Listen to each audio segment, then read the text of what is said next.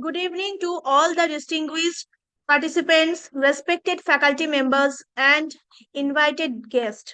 I am Dr. Ayani Nandi. On behalf of Ramgarh Engineering College, truly delighted to welcome you all to day 2 of our faculty development program on alternative fuels and hydrogen energy, clean energy innovations for a sustainable society.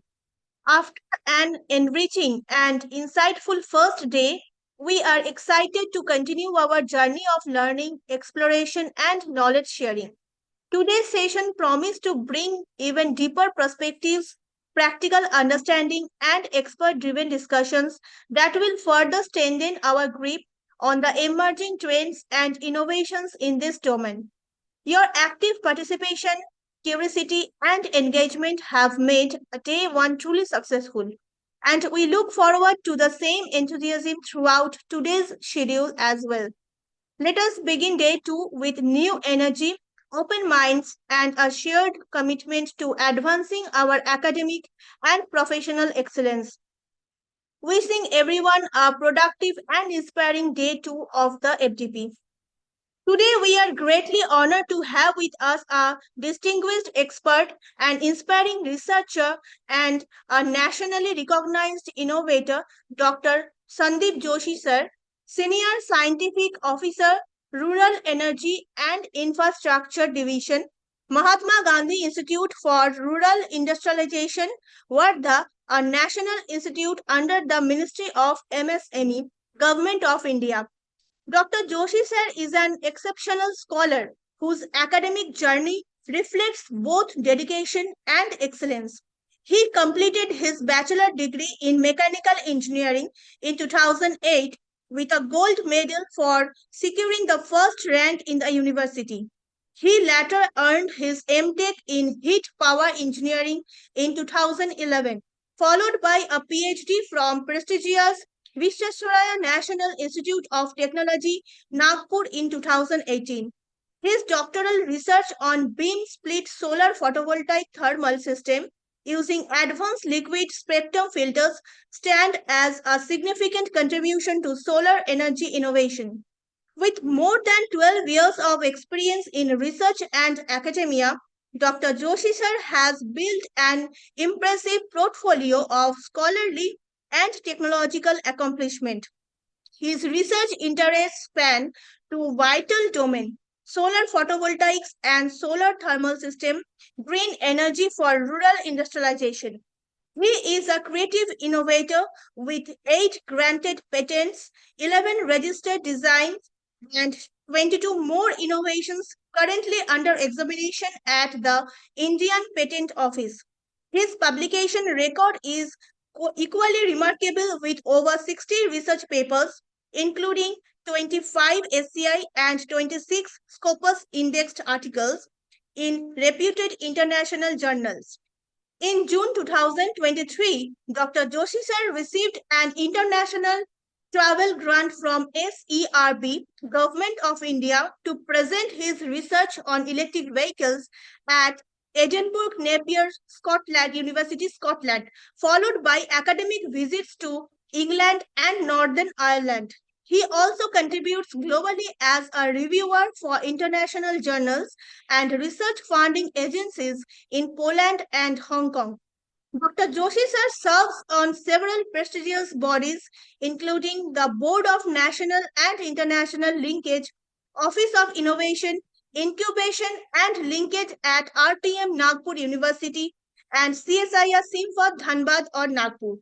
Under his mentorship, one PhD scholar has successfully completed doctoral research and he has guided more than 18 postgraduate projects in solar energy.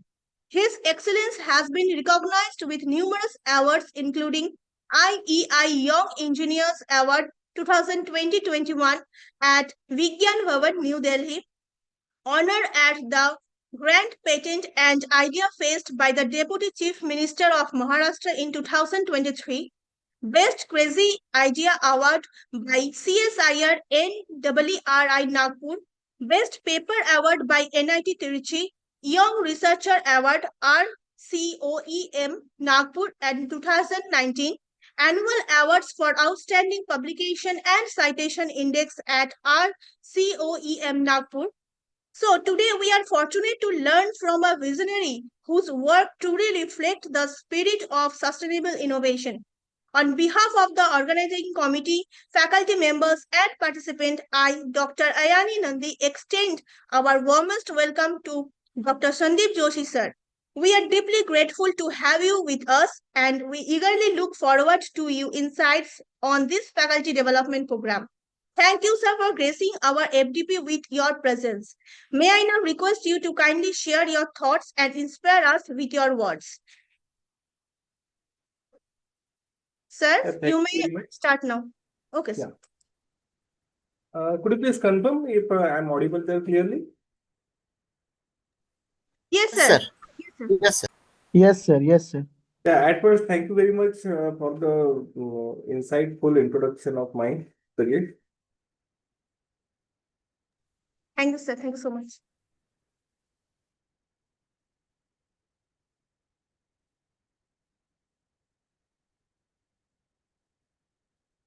Please let me know if my screen is visible there. Yes, sir. Yeah, all right, all right. Thank you very much. May I go ahead with the presentation now?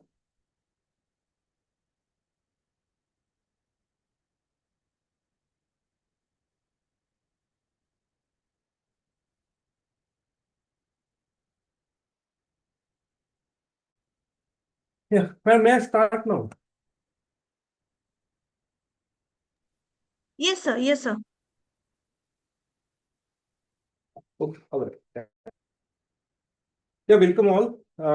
Today, I was given the responsibility to talk on green energy transitions, policy, technology, and practice.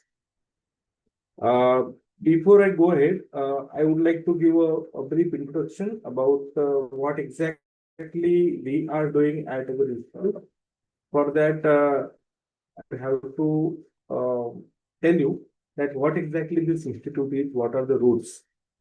Then after, I will be covering a few aspects of green energy transitions, what are the key challenges, and what our institute is doing to overcome these challenges, and thereby how we are uh, giving the assigned interventions and for the VI sector, village industry sector, and what are the practices we follow. So this is the entire presentation I will be covering.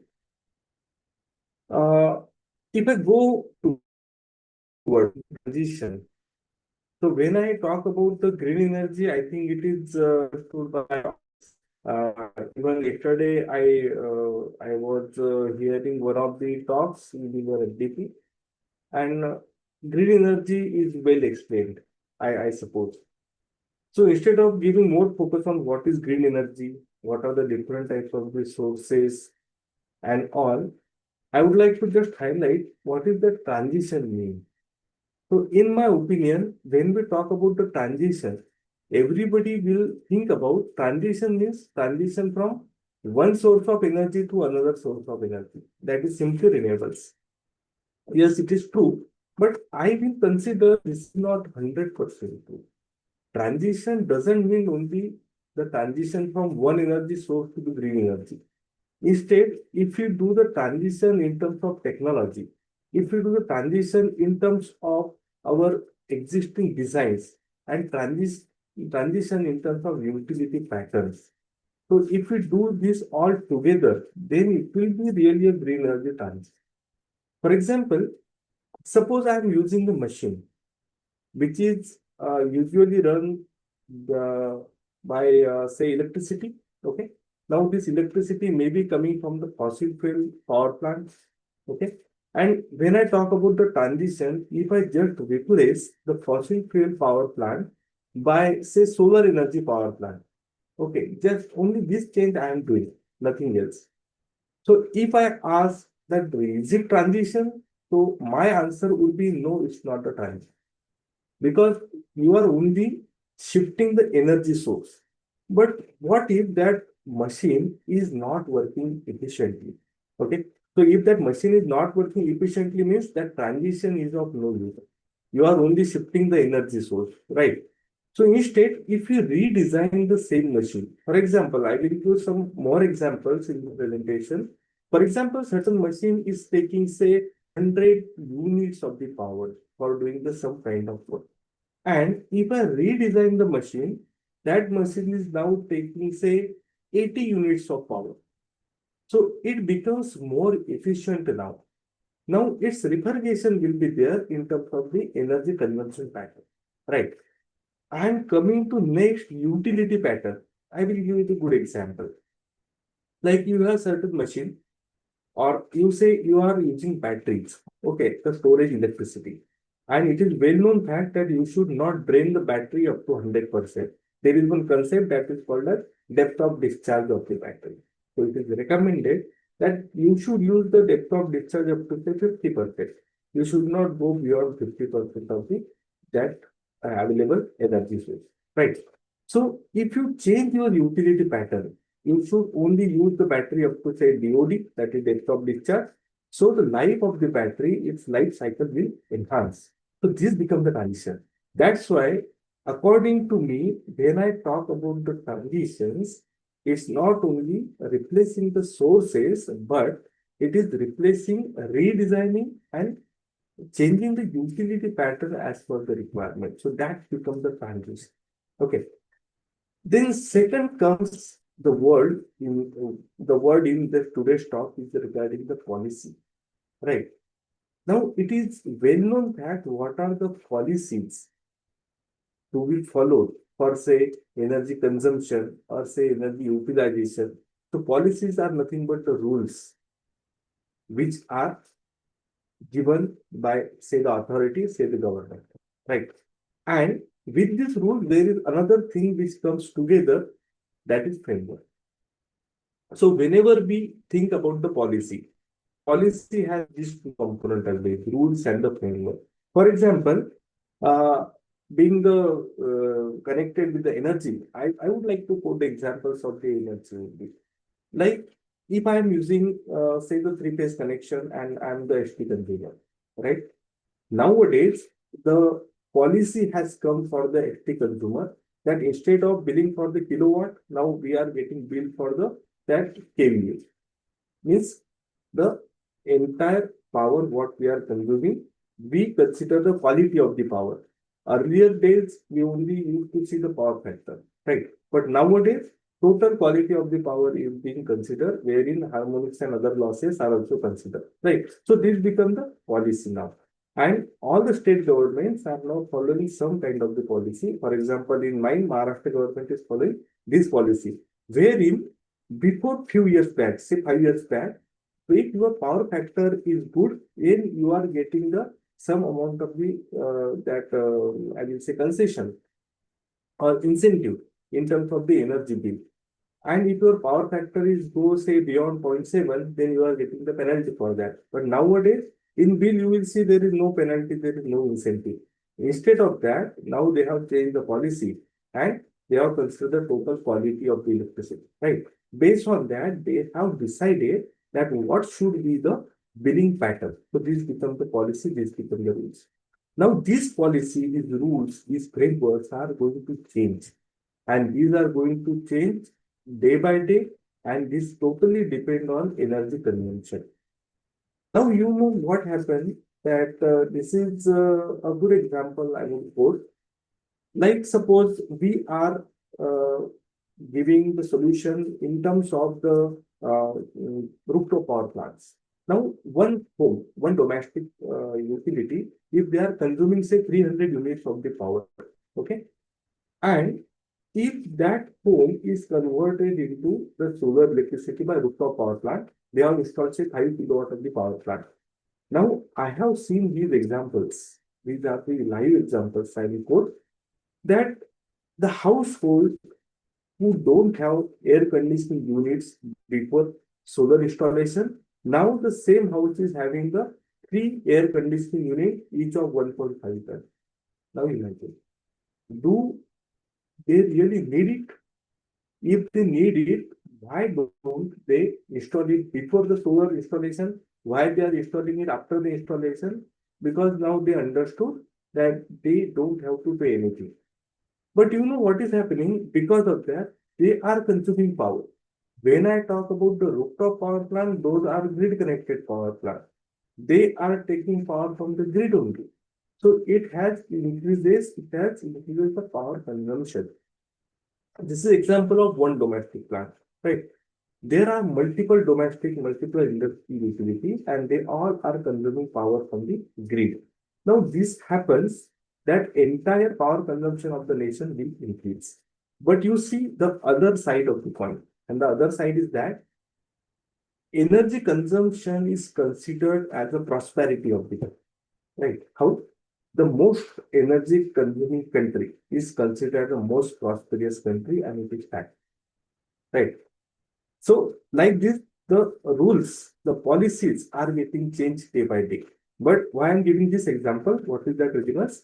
That whenever we think about the policy, the authority thinks about the policy, they used to look at the utilities. They used to forecast that what could be the repercussion of the current rules. Accordingly, they have to change the framework and make the new rules, and it becomes a policy. Right. There are several policies. We can talk on policies later separately. Right. Coming to the next, that is the third word in the talk, that is the technology. Now, when we talk about the technology, it's very vast, right? Now, giving the examples of engineering only. When I talk about the technology doesn't mean only the tools, it doesn't mean only the machines, it doesn't mean even the efficiency, even effectiveness of the machine. It means appropriateness. That we call as appropriate technology. And nowadays, one word is very common in this technology, that is called as frugal innovations. Okay, I will come to that part also. What is that frugal innovation? What is the technology? Suppose there is certain research organization. Say, for example, ours is a research organization, and if given the task that I have to develop certain technology for the village industry sector. Okay. And being a scientist, if I know that today is the era of the hydrogen, okay, and government is giving a lot of importance to the hydrogen policy and all, and if I start working only on the only one direction, hydrogen and production and its utility and use and storage, and not considering the end users, that technology is of need, right? So that's why I have to develop the technology which are really relevant to the real world examples, real world application. Okay. That's why the frugal innovation, it means the innovation which should be affordable, which should be relatable, and which should be relevant to the latest application. So that I will call as a frugal innovations. I will use certain good examples later. Then next term comes with the practice. Now these two are unending, and you just understand that what are the relevance of all these terms in together. Okay. Like when I talk about the technology, it should be related to the real world application. When I talk about the practice, now practice has the two components. First component, what is the existing practice? Second component, how we can change the existing practice by including the technological intervention, and how we can correlate the two things, this practice and the technology, right? And its repercussions. Now let us go in the reverse direction. For example, I will quote the example of practice first. Like few years back, few means I would have to go more back, say 10 years back. The post-harvest processes in the farm, those are done manually. Okay, few years back, 20 years say. Nowadays, that practice has totally changed. Now they are coming with the tractor, right? So that becomes the real world practice today. What is the technology which has made this possible? Is the tractor. It means the technology, right?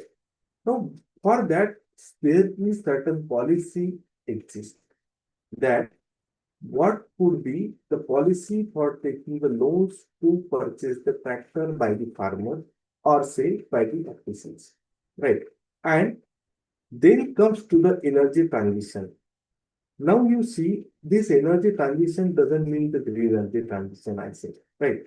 You just imagine, okay, just imagine what are the different kinds of the tractors which are there in the market. In earlier days, even during my childhood, I used to see the tractors of bulky, huge structure. Nowadays, tractors are totally changed, right? Even today, the battery powered tractors are there in the market. So this is the today's right. So if the today's practice is on battery powered tractors, then the technology is the same that lithium ion batteries. Even other batteries are also coming in tractors now. Yeah, yeah, please tell me. Am I audible there clearly? Yes, sir, you are audible. Yes, sir, you are audible. Yeah. Thank you. Yeah. So that's why now the technologies are changing accordingly, policies are changing. Okay. And this is what the transition I right.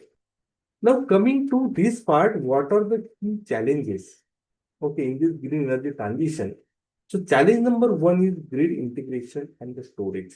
This is the very basic challenge, I suppose. Now for this, I will give two latest examples. Example number one is in my region, there is a Satpura Hills. Okay, there is one region that is called Meerut. Okay, this is the hilly terrain and dense jungle area, that forest area. And we have visited a place where there is no grid at all, but clusters are being developed and up to best mark, right? There is no grid integration because grid is not available. For connecting it to the grid, they are charging the heavily, right? So instead of that, they went for the decentralized grid. They have installed 1 kilowatt solar power plant at several locations, and then they have integrated it at one place. There is a battery storage system, right? So one challenge is this grid integration. Now in India, there are certain villages even today in say Ladakh region, there in northeast region, where electricity is really not available and it is difficult to get the electricity. But this is not the major challenge, I suppose, that there is no grid because this possibility is very, very less, 1%, I would say. But integration is still a problem. Okay, because solar energy or say other green energy, say wind energy sources, these are all the intermittent sources of the energy. And you know that when I talk about the solar energy, it is available only in the daytime, in the off sunshine period, that in the evening, in the night time, you have to store the energy. Now, it is not really possible to store the entire energy generated by the power plant into your batteries. Okay, that's why we have to shift our attention from the storage, from the grid integration to its utility, the proper utility. And people are going for the hybrid type of the system. Second challenge is supply chain dependency. I will quote a best example of it. You know, today, when we talk about the installation of the solar photovoltaic power plant, rooftop power plant, government is giving the heavy subsidy on it, right? But for this availing the subsidy, they have the condition that you should follow that norms only. Means indigenous panel manufacturers will provide the panel, and those panels, your balance of system you have to install in the rooftop power plant. And just before 6 to 7 months back, there was the heavy scarcity of these modules, these POS in the entire market. I would put my own example. I had applied for 5 kilowatt system at my rooftop, but I have to wait for 3 months because I was unable to get the brand which I want from the manufacturer because the brand which they have is not comes in the category of the subsidy, right? So this become my dependency. And this supply chain dependency, when I talk about say solar energy, was too much higher before just 1 year. Now the dependency has comes down because I think you are well aware of that solar cell are not being manufactured in India up to the level up to the level of the consumption in the India, right? We are importing these solar cells from the outside and we are just integrating it to form the solar module. But now the condition has changed. Now there are several private players, the government agencies are also in picture and they are manufacturing their own solar cells. But yes, still the problem is supply chain dependence. It's the problem. Next challenge is land use and acquisition. That this is the well known because a lot of things are happening in the country that you all are aware of. That the political issues, geography, demographic issues. Because of that, the land use and its acquisition also becomes a heavy challenge, a huge problem, right, for this energy transition.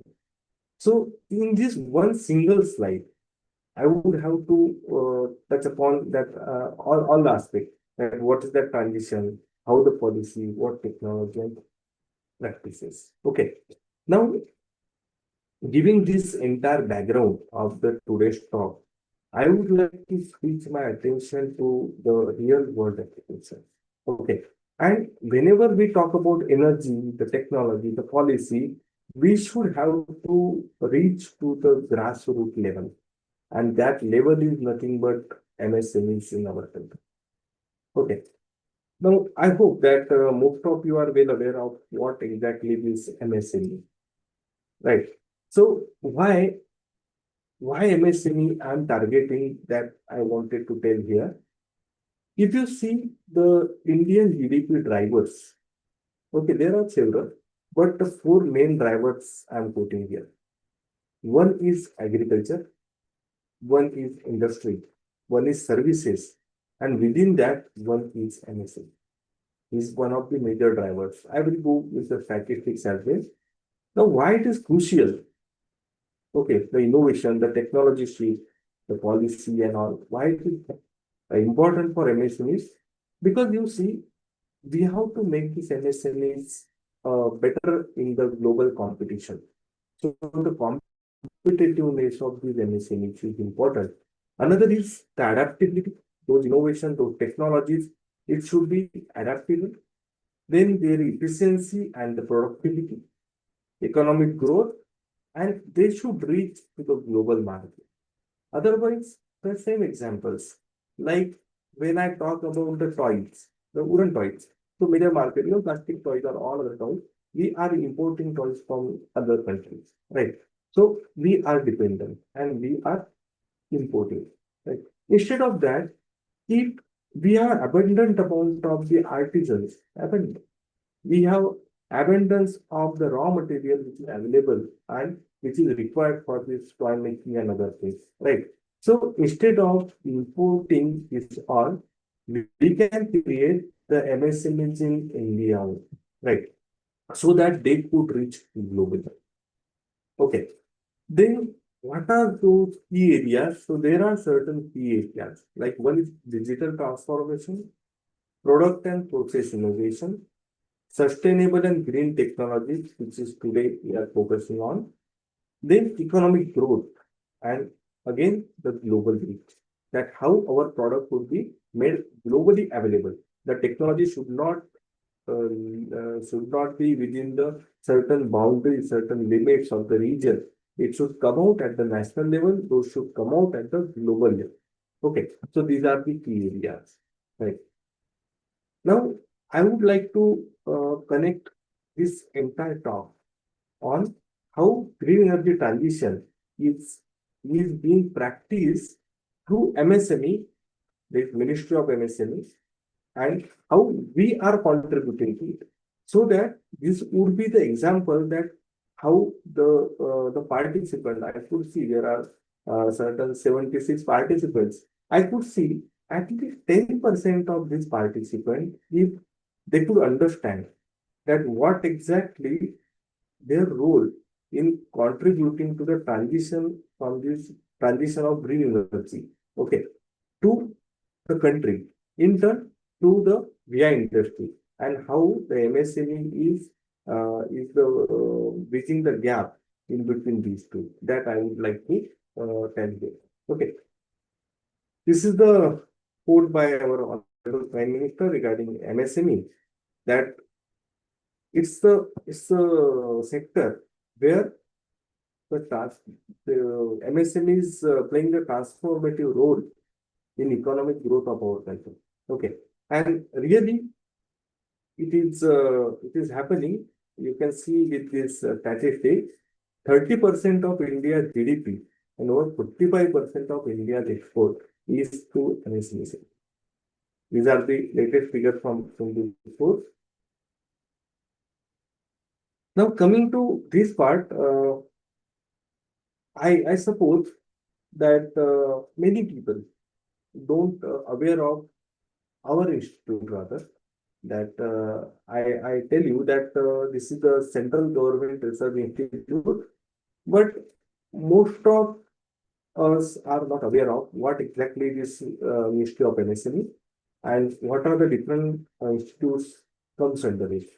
So this is just a snapshot of Ministry of MSME. There are 33 development and facilitation offices of MSME in the country. 31 branch MSME DFOs are there. There are 7 MSME testing centers and there are 18 technology centers. Okay. This is one wing of MSME. This wing we call as Office of Development Commissioner, MSME. And these all are assisting the ministry for formulating, coordinating, implementing, and monitoring various policies. Okay. So today we are talking about the green energy transition and the policies, right? Now you see green energy transition. Whenever we talk about the energy, one thing comes in our mind whenever we think about the authorities, the policies.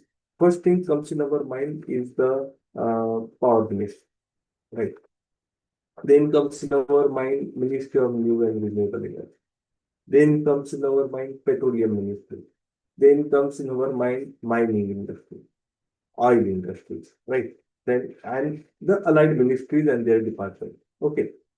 You know, there is not a single ministry who is designing the policy where the energy is in.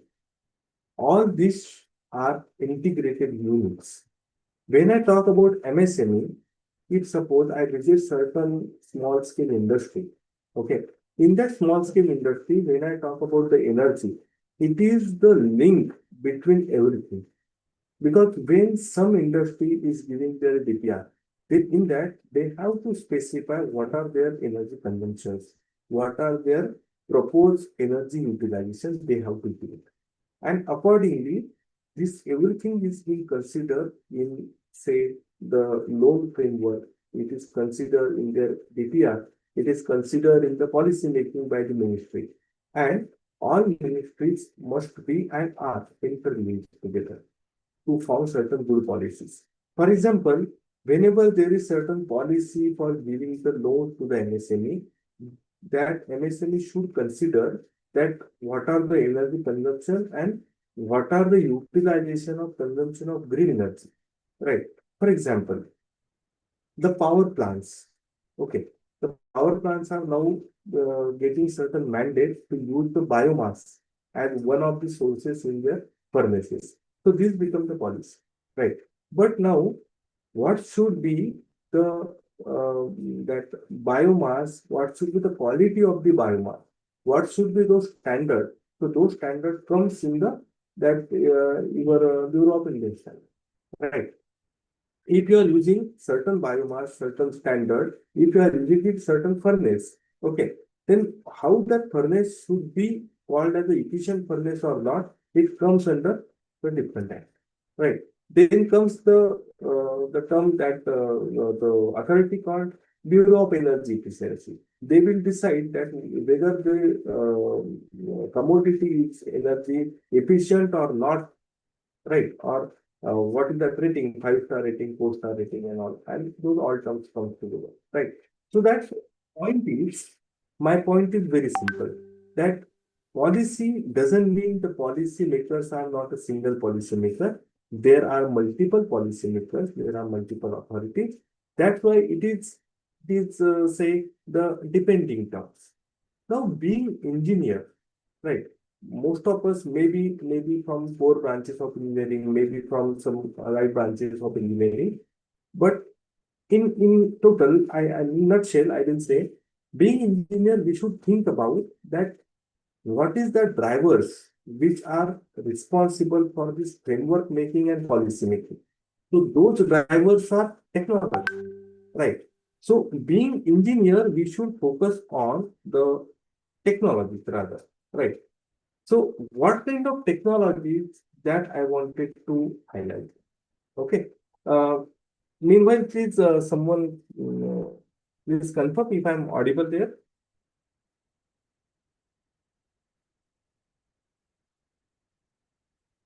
Am I Yes, audible? sir, you are audible. Yeah. Yeah. Thank you for confirming. Now, being in the Ministry of MSME, I would like to highlight on this thing in the right wing. The right wing are the institutes which are in India. If you visit the site of MSME, you will get the details, but I would just highlight. One is, you know that about the KVIC, is the Khadi and Village Industries Commission, which is established since 1956. Then there is Choir Board from 1953, it is there. Then National Small Scale Industries Corporation Limited, NSIC. Then National Institute for Micro, Small, Medium Enterprises, that's called as NIMSME, which is in Hyderabad. Then Mahatma Gandhi Institute for Rural International, MGIRI. It is in Wardha in Maharashtra. And I am presently representing this institute, MP. Okay. So this comes in this right arm of the Ministry of MSME, and all these institutes are responsible for different purposes. For example, when I talk about our institute, we are mandated for providing S&T interventions to the village industry sector. Okay, I am coming to the point that how the today's topic, that energy transition, policy, technology, practices, these all are relevant to our institute. Okay, that I am coming in a quick while. Another institutes like KVIC, like Choir Board, they are mandated for their specific areas to provide everything, to provide S&T intervention, to provide the support to the industry, to set up the industry, to run their industries. Right. So now a little bit about our institute. So our institute basically started from 1934. It is the place where Mahatma Gandhi stayed for 2 years, from 1934 to 1936, and he has started All India Village Industry Association in Wardha in Maharashtra. It is the place. It is 80 kilometers from Nagpur in central India. Then after it is revamped to JVCRI. This is Jamnalal Bajaj premises, and this was the institute in 1956 to 2001. And then after, with the help of IIT Delhi and KVIC, it is then revamped as MGIRI. It stands for Mahatma Gandhi Institute for Rural Industrialization, and it is then established in 2008. And since 2008, it comes under the Ministry of MSME. You can visit the website of MGIRI, and you will see the details, right? And as I told, the mission of our institute is to accelerate rural industrialization in India along the lines of sustainable, self-reliant village economy, while providing the necessary science and technology support to upgrade rural products to gain wide acceptability in local and global markets. So in short, we are providing S&T interventions for the village industry sector. Now, in which areas we work and what is the relevance in today's talk? First area is Khadi and textile. This is again the flagship area, I will say. Bioprocessing and herbal division is one area. Rural chemical industries, rural craft and engineering, rural energy and infrastructure, and this is where I belong to, and management and systems. So these are our 6 major areas where we are providing the S&T interventions for village industry sector. Now coming to my domain, that is energy and what the today's talk. Right. Now, I would like to highlight some of the technologies, some of the practices, okay, that how we have achieved the transition of green energy. Okay. Now, as I already quoted this, that green energy transition doesn't mean only changing the source. It means changing the utility pattern. It means changing the design of the machine. So this everything I am going to highlight now. Right. So in this division, we work in these many aspects. First is important solar photovoltaic applications, a major area. Second is solar thermal system. Next is biomass and biogas energy efficient technology, man-machine system, and a few hybrid technology. So now I would highlight that what exactly we are doing in this entire or domain. To start with, the present hot topic today is the biomass level, where we are extensively working. Now see, biomass is not a new concept, right? Since the civilization, biomass is. We are using biomass since the history of the mankind, right? Human mankind uses biomass for a variety of the purposes, starting from cooking. Okay, when I talk about energy, right? And now you see it has changed in many forms. Means we are getting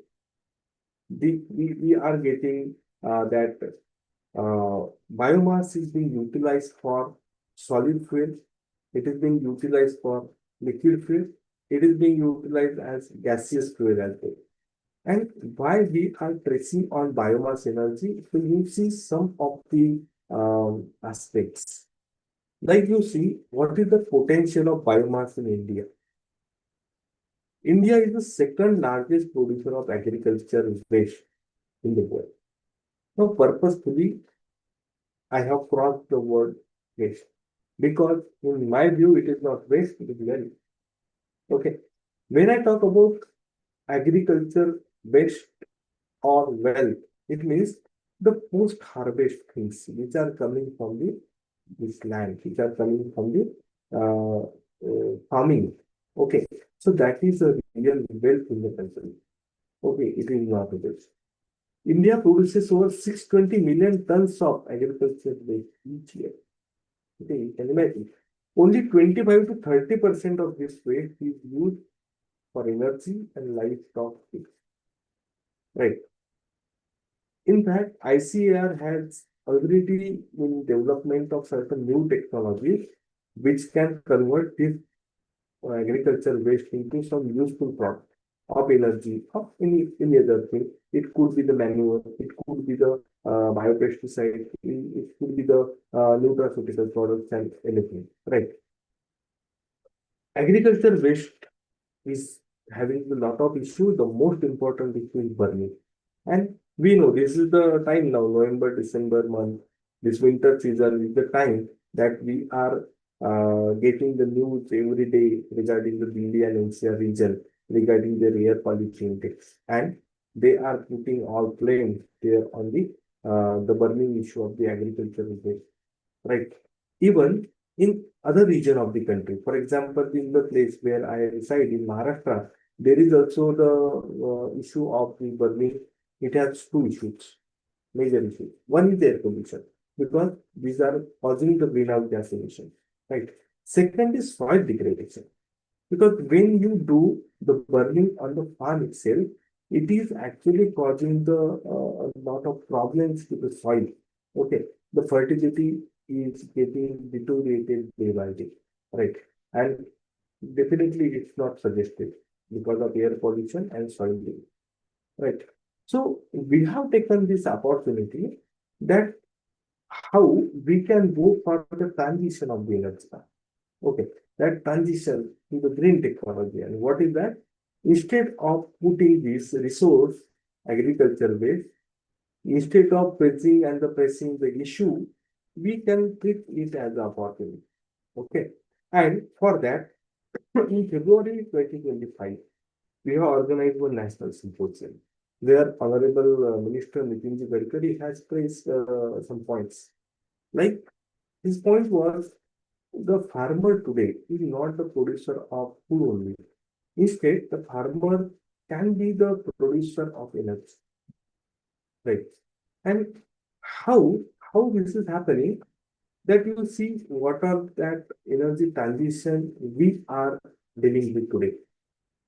Instead of putting this entire agriculture waste in the farm itself, instead of burning it in the farm, we can go by its value addition. Just by converting this biomass into the charcoal. Okay. That charcoal, if you see the applications, you see the application of the charcoal that some of the old application, for example, this application of painting, application of the iron, then application in domestic cooking, process heating application. These are certain applications, but the activated charcoal today has lot of application in the cosmetic industries. Okay. Then it has application in the pharmaceutical industry. It has application in, say, the stationery item. It has application in this kind of the village industry sector, making pallets, making briquettes, making those small candies that we call jhumbattis, right? Then the small business, for example, the blacksmith, okay, they can make use of the charcoal. Then power generation, the charcoal briquette, charcoal pellets can be utilized in the power industry as well. As I recently quoted the example that biomass consumption is made mandated for the power plant, right? So charcoal pellet, charcoal briquette, this can be used in the furnaces in the industry. This can be used in the furnaces in the power plants as well, right? So for that, what kind of the SNP intervention we are doing? We have developed different types of innovative and efficient, portable, economical pyrolysis. Okay. The process of pyrolysis, I think most of us is well aware of. The pyrolyzer means it's the pyrolysis process where the limited or in absence of oxygen, we are heating the biomass. Okay. Its volatile matter gets liberated to the atmosphere and we are getting the good quantity of the carbon and which is having the reduced moisture so that this we can utilize for a variety of application as I mentioned, right? So what we have done in this, so this is the entire process what we have followed. I will just go through this process quickly. One is we have actually done with the variety of the product, but here I am putting the example of cotton stacks. We have taken the raw cotton stacks first, then we have dried it, okay, in the sunlight. Then after we have pulverized it. This pulverized form of the powder, we have done the chemical analysis, wherein we have seen what is the moisture percentage, what is the ash percentage, volatile matter, fixed carbon, carbon, then sulfur percentage, and total organic carbon. Okay. So this we have seen, and we have also seen that what is the calorific value. Okay, what is the calorific value of that cotton stack, right? Then in the second lot, we have made one pyrolyzer. This is the pyrolyzer. I will take you detail in the next slide. This is very efficient, very portable, very pyrolyzer. Okay. And with this pyrolyzer, we have converted the dried cotton stalk into charcoal. Again, we followed the same practice that the charcoal is pulverized. This pulverized form of the charcoal, we have made the chemical analysis. And after chemical analysis, we come to the conclusion that what the charcoal is, what are the percentage. Okay. And we came to know that the charcoal is having the very good calorific cycle. Okay. Because the carbon percentage has increased too many times. Okay. What is that calorific value? So it is getting 6,000 kilocalorie per kg. And this much is well comparable with the coal, which is being used for power plant applications. Right? Now you see what are the different kinds of the pyrolyzer we have made. So this is the first kind of pyrolyzer. This we called as a retort type of the pyrolyzer. Okay. In the retort type of the pyrolyzer, there is a retort. It means like a cylindrical drum, and this drum is kept in the another drum in such a way that the annular space between the two drums is made in the conical fashion, so that whenever there is a draft, which is the forming after the burning the fuel, then the draft is something like that. That uh, gases which are coming from the burning, those should heat the entire inner space uniformly, and those should come out of the chimney efficient. Okay, so that I am getting the good draft, so that the combustion in the furnace at the bottom will be uniform, and I am getting the uniformity. Okay, so with this, the retort system, we can we able to convert the say around 10 kg of the biomass into charcoal. So it's a very compact and small. Okay, after getting the trial, after getting the lab performance of the machine, we came for the design number 2. And this is that drum type of the pyrolyzer. And you know what is the beauty of this drum type of pyrolyzer? So this pyrolyzer is within budget. Means it is having some 5,000 to 7,000 rupees is the investment, is the cost of its fabrication. It is a huge drum. Okay. And this is the that thing we call as a pan, inverted pan. And inside this inverted pan, we have made certain arrangements for passes of the flue gases and escape of the flue gases from the chimney. Okay. This can convert around 15 kg of the biomass into charcoal within, say, 3 hours of maximum time. Okay. Then after we came for the different designs. You see what kind of interventions we are doing here. This is the box type of the pyrolyzer, which can convert around 80 kg of the biomass into charcoal at once. Okay. And how we are doing it? So you see, this is that box type of the machine. Inside this, there are perforated chambers like this. At the bottom side, there are small perforated chambers again. And here we can burn the fuel. Now, one basic question comes in your mind, that if you are burning the fuel, then how it is green? But yes, it is green because for 80 kg of conversion of biomass into charcoal, I just need at max 10% of it. Okay, 10% of the total amount of the that biomass, right? And it would take hardly just say 3 hours at max for making the complete conversion.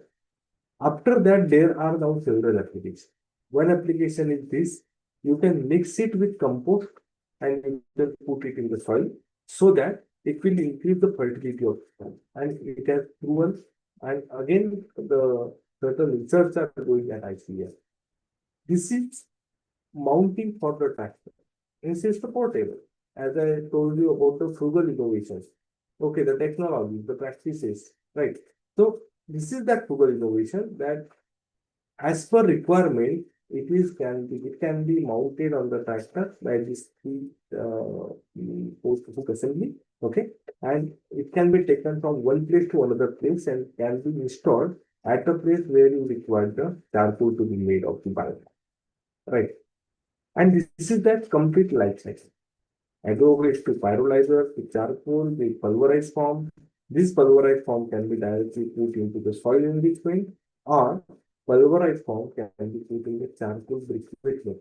Okay, and this charcoal pellet, which can be then used for domestic industrial heating. The ash, which is resulting out of this, can be converted into the fly ash beds. So this is what that complete technology that what we have developed for the charcoal making. Now, point is how this technology is in relation to the topic, right? So we are making energy from waste, okay, transition from green energy, right? Then we are making new technology, which is the frugal innovation, and this is what the current practices are. people are using, because we have disseminated these technologies to the masses. People are using this technology to their farm. Both of these technology they are using. Some of those are using it for making the charcoal and putting it into soil, and those charcoal then can be converted into briquettes and the pellets for another energy. Right. So this is how we are providing the scientific intervention in first, that is biomass. We have worked in the biogas as well, but right now in biomass segment, I will limit for biomass only. Okay. Now I would like to play a short video clip regarding this biochar.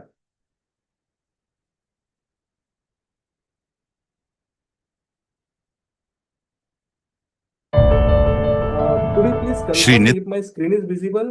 Can you hear the audio of this video clip? Yes, sir. Is the audio Yes, clear? sir. Video Yes, clear? sir. Yes, sir. Yes, sir. Yeah. Please listen for a while to this video clip.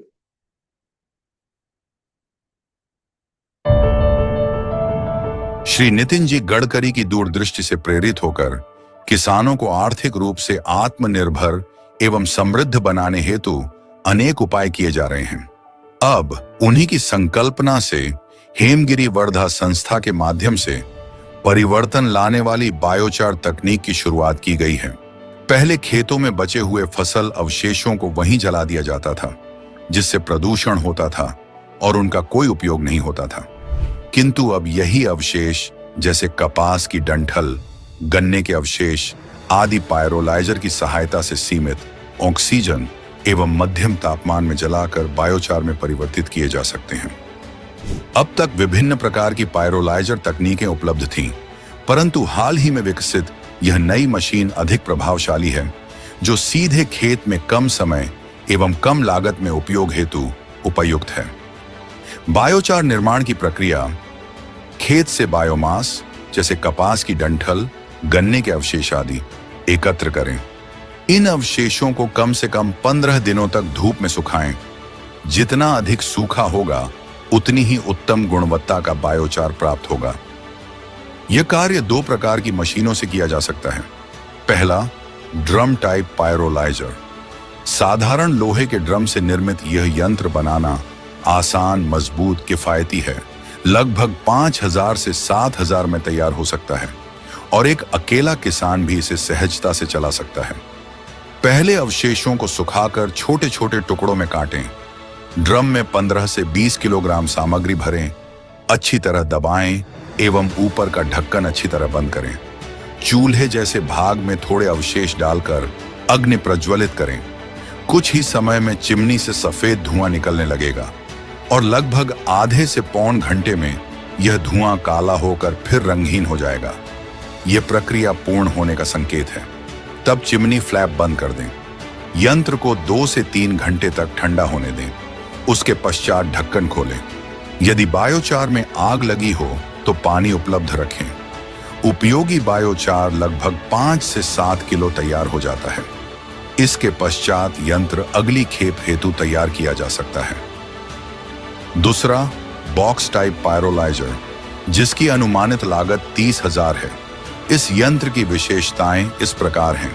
यह यंत्र tractor की 3 point hook assembly के माध्यम से उठाकर सीधे खेत में ले जाया जा सकता है, जैसे कल्टीवेटर। जहां अवशेष हों वहीं बॉक्स रखें और ऊपर का ढक्कन खोलें। लगभग 75 किलो बायोमास भरें एवं अच्छी तरह दबाएं। ढक्कन को पूर्णतः बंद करें ताकि हवा का प्रवेश न हो। चिमनी फ्लैप खोलें, नीचे की भट्टी में ईंधन डालें और अग्नि प्रज्वलित करें। थोड़ी ही देर में चिमनी से सफेद धुआं निकलने लगेगा और आधे से पौन घंटे में वह काला एवं फिर रंगहीन हो जाएगा। यही संकेत है कि प्रक्रिया पूर्ण हो गई है। अतः अब चिमनी फ्लैप बंद कर दें। यंत्र को 2 से 3 घंटे तक ठंडा होने दें। फिर ढक्कन खोलें एवं उपयोगी बायोचार लगभग 20 से 30 किलो निकालें। यदि आवश्यक हो तो अग्निशमन हेतु पानी का प्रयोग करें और यदि पानी का प्रयोग किया गया हो तो बायोचार को पुनः अच्छी तरह सुखा लें। बायोचार का उपयोग कैसे करें? This is something regarding the pyrolyzers we have developed. Okay. Now coming to the next segment, this is energy efficient technologies. Now, as I said, only shifting the energy source is not enough. Okay. Also, energy efficiency is one of the major areas where the energy transition is possible. Like you see, there are certain examples, like say, this is the example of power loom. In existing AC powered machine, we taking 750 watt hour of the energy. We have modified it, and now the machine is taking 300 watt hour of the energy, right? So like this, there are several examples that how we can modify the machines from the existing, right? There could be certain things, certain technologies which are available since old days. For example, say 10 years back, right? Even take the small example, the fans. Fans used to be a 150 watt fan, okay, before few years. Then it has reduced to say 100 watt fan, 50 watt fan. Nowadays, fans are now replaced totally by BLDC, and those are coming in the category of 28 watt, right? Again, having the variable powers at different speeds. Okay, so this is what is the technology shift. Okay, we are shifting the technology, we are getting the more efficiency. Okay, we are using more efficient technology, right? So this is also in called as the green energy transition. It doesn't mean we are putting the fan on solar energy. We are using same electricity, okay, but we have reduced the power consumption. So this is also important when we talk about the transition. Another thing is what is that S&T interventions we did in Khadi sector, and what is the role of green energy there? Okay, what is the transition? You see, the Khadi sector, I think some of you may be aware, not many, that from when I talk about the handloom, this Khadi, okay, it is totally manual process that I have to take the cotton, then I have to convert it into the yarn. That yarn then can be converted into the fabric. Okay, and this entire thing is manual. It comes in the definition of the Khadi, right? But you know what happens with the manual machines, these manual charkhas, those are actually very cumbersome job for the artisans. A lot of energy is required to run it manually, and because of that, their productivity is hampered. Okay, keeping this in mind, we thought of utilizing green energy for this machine, and that is nothing but the solar energy. So, MVD has converted a lot of charkhas into solar charkha. Okay, and then Government of India also recognized it as the solar Vastra. Okay. Recently, in August 29, okay, we have organized a national level workshop on this. That today the machine is there, okay, but how to make this machine an energy efficient? Going again for the energy transition. So for that, the stakeholders all over India were invited at our place, and a lot of deliberation has come, and now we are in the development of new energy efficient machine for this. And this is nothing but a transition, right? Our intervention in this was featured in Mann Ki Baat by PM, and we have developed solar powered machines not for wool only, not for this charkha for cotton, but for wool spinning also. And these machines, you can see these are all the machines which we have developed, and these all machines are disseminated in the Leh region. You know, beauty of Leh region is that abundant amount of solar energy available in the region. Okay, and lot of land and shade-free land is available in the region.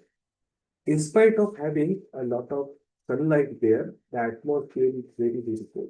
Okay, and this is what is the best atmosphere for solar photovoltaics. And because of that, the solar photovoltaic plants do wonders in the Leh Ladakh region due to having the DMI in abundance and cold atmosphere. Okay, so we have provided this clean energy transition there in the layer region for full processing using solar photovoltaics.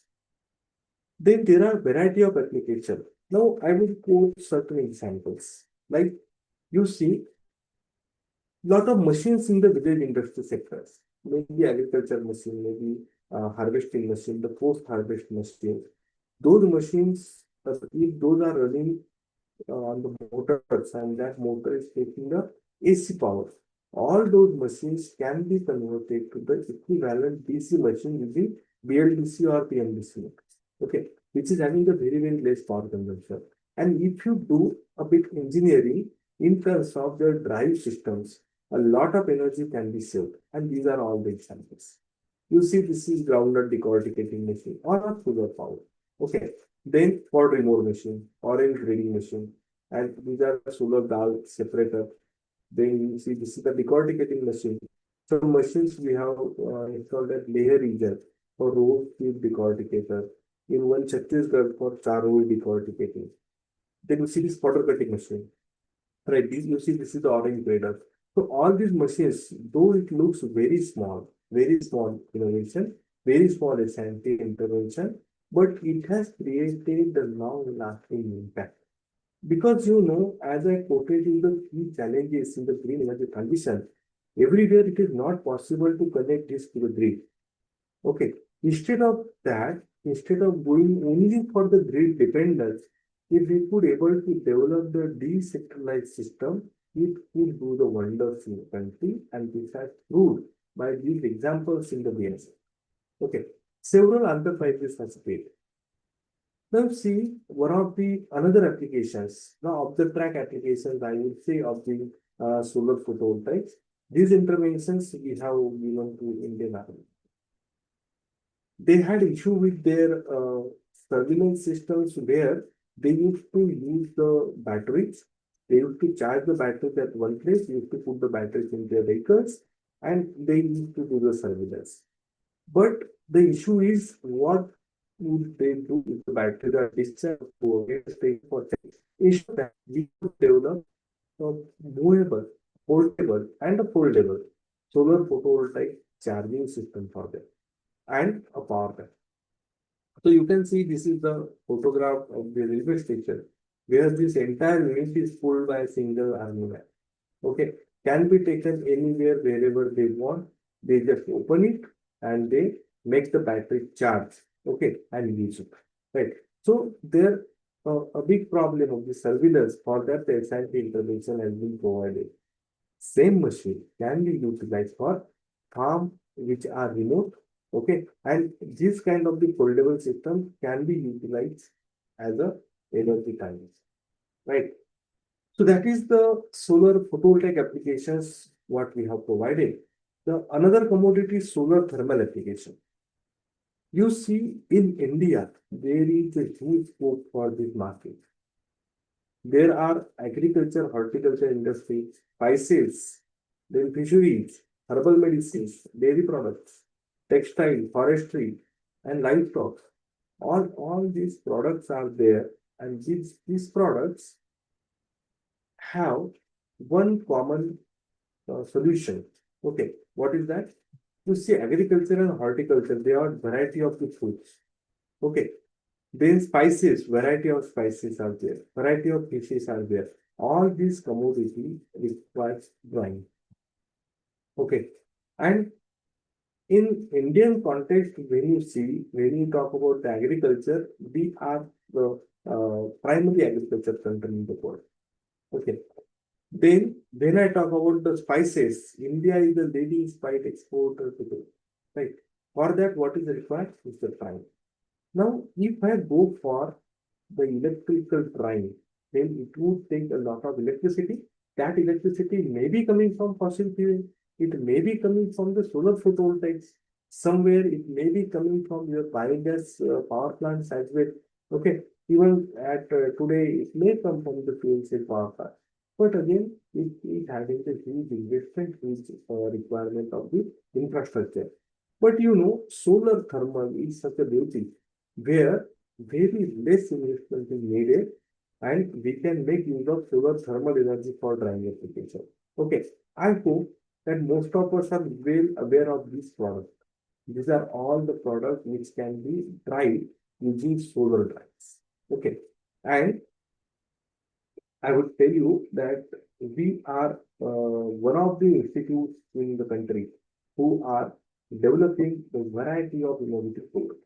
You see this is the range, right?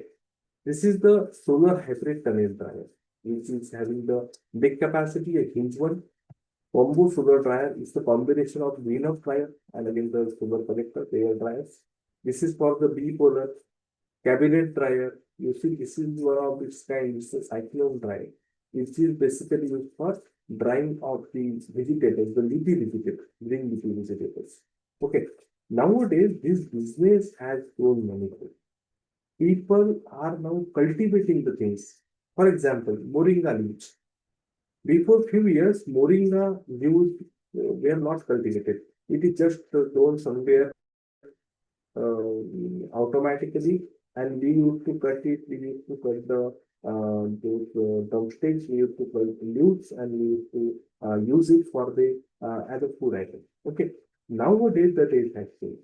People are doing farming of moringa. Okay, because solar dryers have added the value to their product. The leaves of moringa can be converted to moringa powder, which is having a lot of medicinal use. Okay, one latest example I will give. Okay, you see, this is the example in the Meghalaya region. Recently, we have visited the region, and people are using different kind of the forest products. Those products are being dried in the solar dryer, and a lot of value addition is there. You see, this dryer we have developed at our lab, and this is now installed in the Leh region for apricot drying. Okay, like this, there are several things. You see, this is the petals of the flowers. The people are using it and making their own business. This is something different. This is for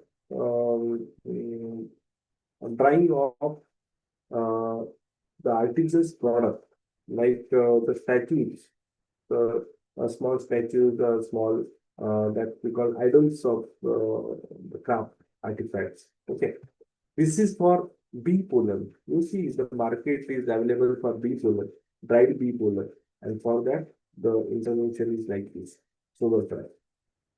You see, these are the products which are available in the market. For this, the huge solar dryer with IoT enabled all the controls that has been developed. You see orange peels. You see that this is the clay products, the green leafy vegetables. So these all kind of the solar thermal applications we are dealing with, and this is nothing but the energy transition. I would say, instead of electrical drying, instead of that oil-fired drying, you can go with the solar drying. Okay, so again the green energy transition, right? Then, as I said about the man-machine systems, you see these are all the small systems which are energy efficient. Either they are making use of the renewable energy, biomass energy or solar energy, or they are in the category of the energy efficient system. Okay, and the small setups. For example, the small setup of this, instead of going for the energy consuming electrical appliance, the automatic machine, we made this as a manual machine for making the small laddus, the snacks. Okay, and this is that self-help group. They have created their own enterprise. Okay, so like this, we are making all that green energy transition. Okay, then we do LED light manufacturing. So we are providing basically the trainings for how the LED lights can be manufactured, how those can be assembled. Though it looks very small, that LED light, but I will give a good example. Like you see, this is the photograph of Central Jail in nearby region, and the prisoners were trained for LED light manufacturing. After ending their terms in the jail, they are now making their own LED lights and made their own bar. You see, this is the training we have provided in the Leh region, and they have developed the Leh plant there in the Leh. Okay, This is again in our tribal region, in our nearby areas. And after taking LED trainings, they are now trained to make their own LED lights in their own brand. So this is what on the energy transition. Okay, we are developing the village industry sector, which is self-reliant and making use of the renewable energy. Okay, thereby promoting the transition. Okay, from the conventional fossil fuel to the renewable energy. Right. So this is what the energy transition we are giving the scientific interventions. These are just some examples. Okay. Uh, in conclusion, I would like to tell you that what we are actually doing, we are developing the scientific intervention as per the need of the village industry sector. Okay. And we develop the machines, we develop the process, we develop technologies. Okay. And being in my department of renewable energy, we are focusing on renewable energy, utilization of green energy.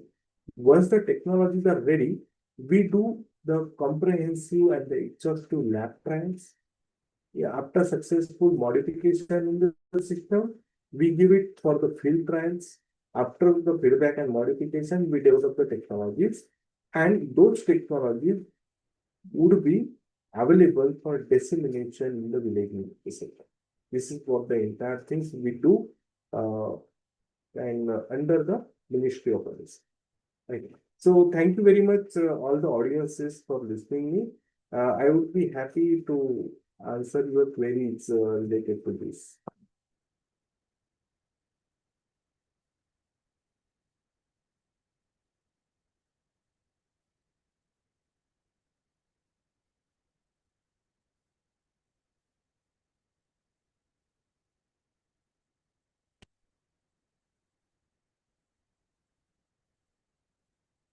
Yeah, madam, I'm audible there. Yes, sir. Yes, sir. Ma'am, if there are any queries from the audiences, I would be happy to answer those. Yes, if any questions from participants, please you can ask.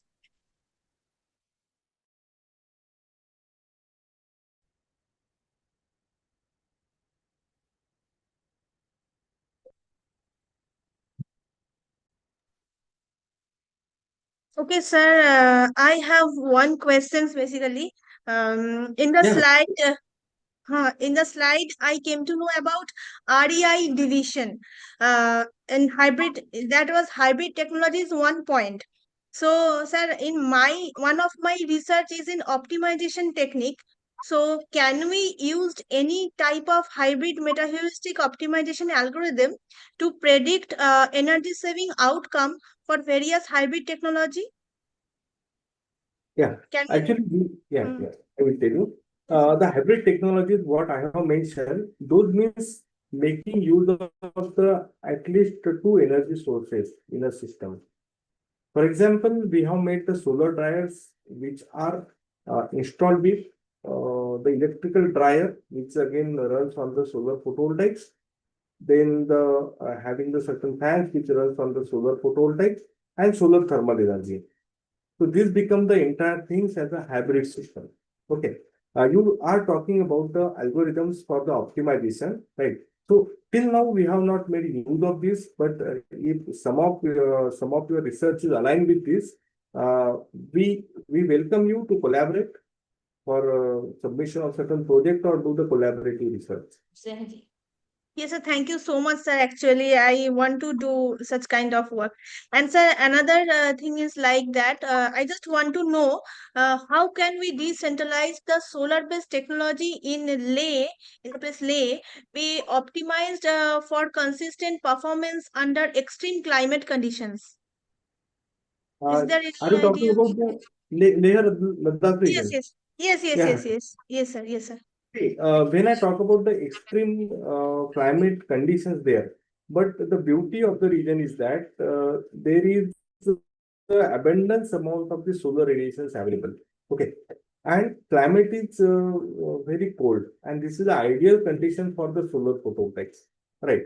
So when you Yes. talk about again the condition, the extreme climatic conditions, I think you are referring to snowfalls and all. Okay. but the snowfall is for the limited period of time there. Okay. But if I see the It's a- benefit for the rest of the year, so it is totally it will overcome the challenge, right? That's why it's Okay, not a yes. problem in the region. Okay. Thank you, sir. Okay, anyone have any questions from participant? Sir, can I ask something? Yeah, please go ahead. Sir, actually, what is the definition of this green energy transition? Okay, you have nice question. See, definitions could be several definitions, but I don't know if you were there in my initial slides. According to me, only shifting the energy source doesn't mean the transition. Okay. When I talk about the transition, it's a shifting from the that fossil fuel to renewable energy plus changing the utility factor, utilization, the practices, and again making the system so efficient that their energy consumption should be reduced. So if you integrate all this, it will create the definition for energy transition. I hope. Sir, actually, hello. Yeah, please go ahead. Actually, not only this, the definition of green energy transition, but I have also one question that we know that we have plenty of fossil fuel dependency, but other energy sources hadn't contributed well to replace this fossil fuel consumption in our current scenario. So how can we achieve that thing? There are several biomass part, geothermal part, and other things, but there are problems. And how can we change that thing? See, we are actually making a lot of use of renewable energy today. If you see the statistics, more than 40% of the power is can come from the renewables today, right? When we talk about how we can make use of renewable to the highest possible rate, so decentralization of the power is most important. The concept of microgrids, which are coming today in our country, those are really important. And the locally available resources, for example, biomass, locally available, we can make use of it. At some location, wind power is more, so we can make use of wind power. But if you think that everything, electricity is coming from all these sources, if you want to integrate with the grid, it is not possible. That grid should support, right? So instead of making our dependence on the grid, one can think about decentralization. Okay, and that's what we are doing. We are making the decentralized applications which are using renewable energy for decentralized usage, right? So I think this is one of the keys to answer this. Thank you very much, sir. Yeah. Thank you, sir. Thank you, sir. Anyone from participant want to ask any queries or any questions? Anyone? Okay. Thank you so much, sir, for such a motivating and insightful speech. Your speech and ideas have truly inspired us and reminded us for the power of the determination and innovation. Your words have given us new sights and motivation to think differently and act with purpose. The experience and ideas you shared will surely leave a lasting impression on all of us. On behalf of everyone present here, I, Dr. Ayani Nandi, express our heartfelt gratitude for taking the time to be with us today for enlightening us with your valuable thoughts. We are deeply grateful for your presence and for sharing your valuable time and wisdom with us today. Thank you so much, sir, once again. Most welcome.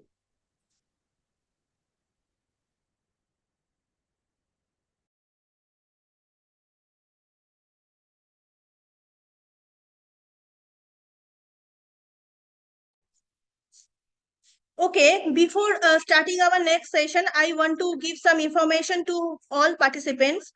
Like, basically now I am informing few instructions for Atal FDB participants.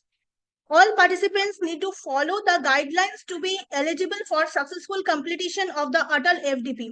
That is, participants must maintain at least 80% attendance throughout the FDP. Attendance will be recorded for every session. Failure to meet the minimum requirement will result in ineligibility for certification. And a final assessment test will be conducted on the last day of the FDP. So participants must score a minimum of the 70% marks in this test. The test will evaluate understanding for key topics and covered during the session. And certificates will be issued only to the participants who fulfill both criteria. Now I am hand over the session to Komal Madam for next expert session.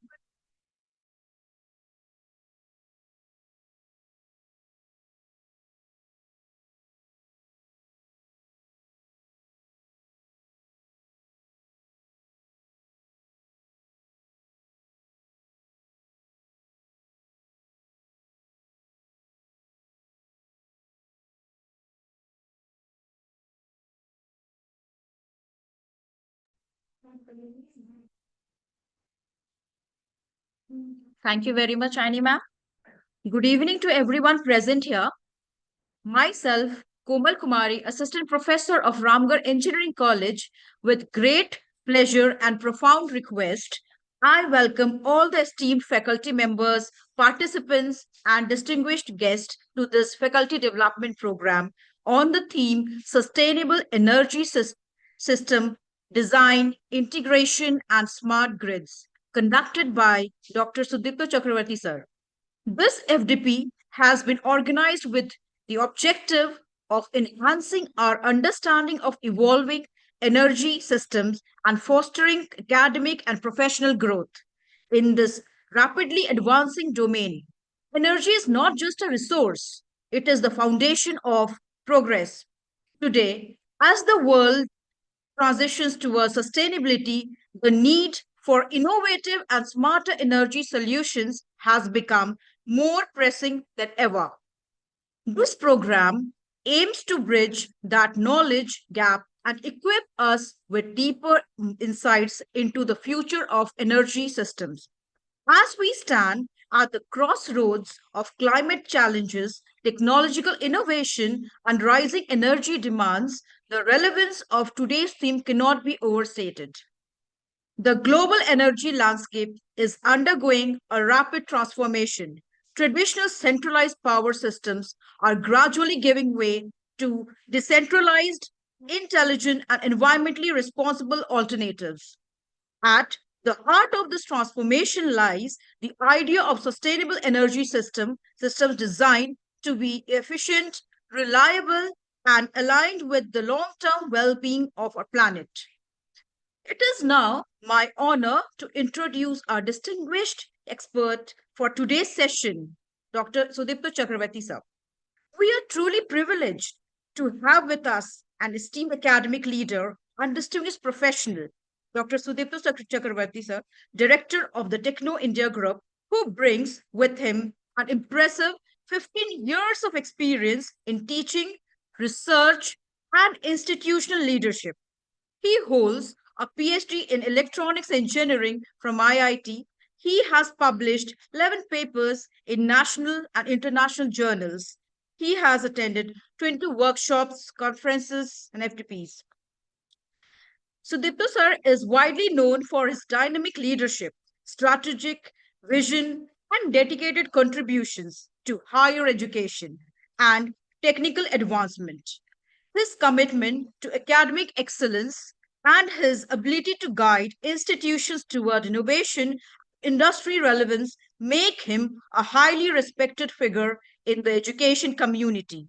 Over the years, he has significantly contributed to strengthening academic frameworks, promoting research culture, and enhancing the overall learning environment in institutions under his leadership. His experience across diverse technical and administrative roles has shaped him into an influential mentor for both students and faculty members. His also a highly acclaimed academician and researcher in the field of sustainable energy system. With extensive expertise in smart grid, power system integration, and advanced energy technologies, he has contributed significantly to both academia and industry. His scholarly work and professional dedication make him a leading voice in his field. We are truly privileged to have him with us today to guide us through this insightful session. Now, without further delay, I wholeheartedly invite Sudipta sir to take over the session and enlighten us with his expertise on sustainable energy system design, integration, and smart grids. Thank you, sir.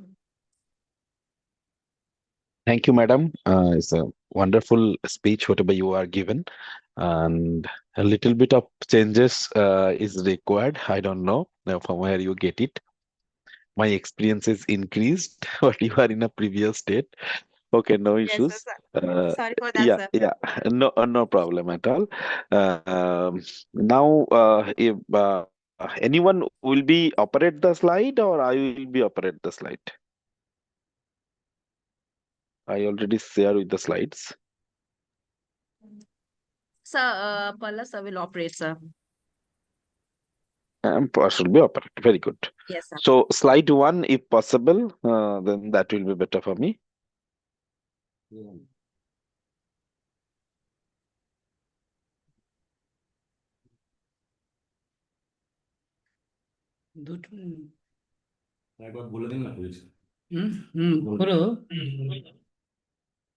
Yes.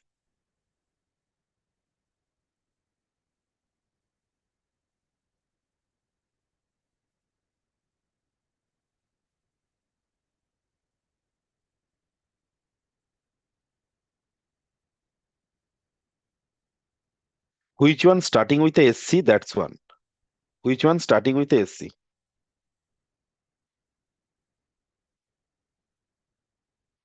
Yeah.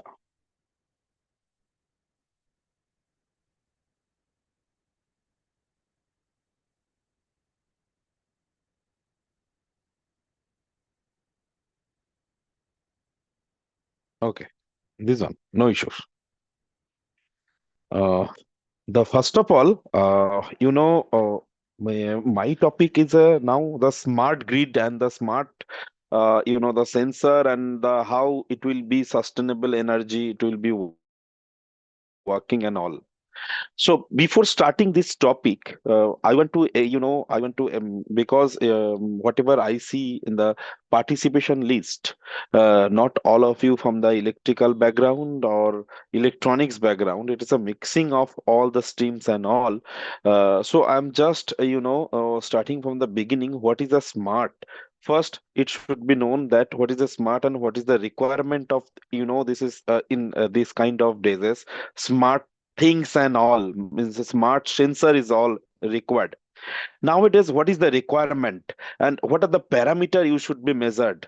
Say sustainable energy. If I'm going into the sustainable energy, so there are few parameters which are should be measured. Like the temperature is a very good parameter. That is the temperature. The temperature measurement, very essential for this kind of system. That is whatever in the previous slide also explained the solar and all. So I see my topic also near about same, but totally something is different. So temperature is a parameter. If it is increased, then there will be also a problem. So how it will be controlled? It's a very difficult task to control the temperature of the, everyone can listen, na? My voice is clear to everyone? Yes, sir. Yes. Yes. Thank you. Thank you.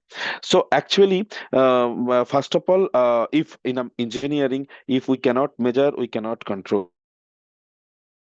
First of all, we should be measure the temperature and then it should be control.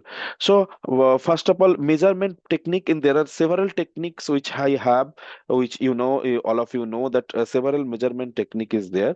So first of all, we should be measure the temperature, and then it will be control. And I think in our Ramgarh Engineering College and any other colleges in Jharkhand, I think more or less all the college in Jharkhand, either in a government or private or PP model, all the college it's have the solar.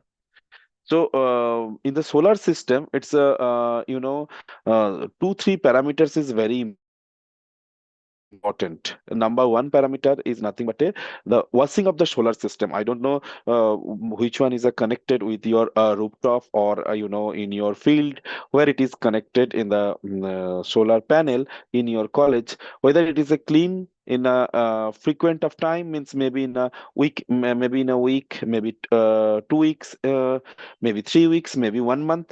It should be clear, otherwise some rust will be coming in the solar panel, so it will be not working. And number two is whatever I am discussing, the temperature is a very vital parameter, because there is a where from where the the current is flowing and transmit from one place to another place. So whenever in the transmission, this transmission line, if it is a in a not very in a cool space, so it will be blast, or it will be connected with a heat, the protections of protection of the whatever it's available, means maybe it is a plastic material, it may be ceramic material, means positive and negative terminal or two phase may be connected with each other, then there will be a accident. So temperature is a very vital parameter in the today's discussion, how it will be controlled. So I will be my second slide will be explain totally different kind of solar, that is solar PV connected in the pond or in a water places, how it will be done. Because all of we know that in all over the world, water water water locations is the higher than the land locations. So if we can put the solar on the water, that will be very beautiful things, and we can use the space, we can use the the location localities, because a lot of seas we can see, then there will be nothing we can do that, because not used in our day-to-day life. So if we can utilize these water pond, or sea kind of things, river, so it will be better. So my second slide will be on that. So now we will be coming into the what are the parameters we can we can discuss today. So first of all, already my introduction is given, and now in our introduction, going into the next slide. So in the first topic is a very important parameter, whatever the previous, the previous speaker also says, that balancing with the environment, because nowadays of the global warming, due to the global warming, lot of problem happening in everywhere. So we are says that we should be do something for the nations, we should do something for our country and everywhere, but we are not doing anything. Because say whatever you required the current supply and all, we are actually use more than that, because sometime we not require the the on the light or off the light, we are forget to do that. So this is kind of things we are lost some power, and the generation of power is not is a very easy, because from the coal, if I am going into the thermal power plant, in the previous if I am going into the previous few years back only, there is a no concept of solar panel or any other sources of energy. Then only the some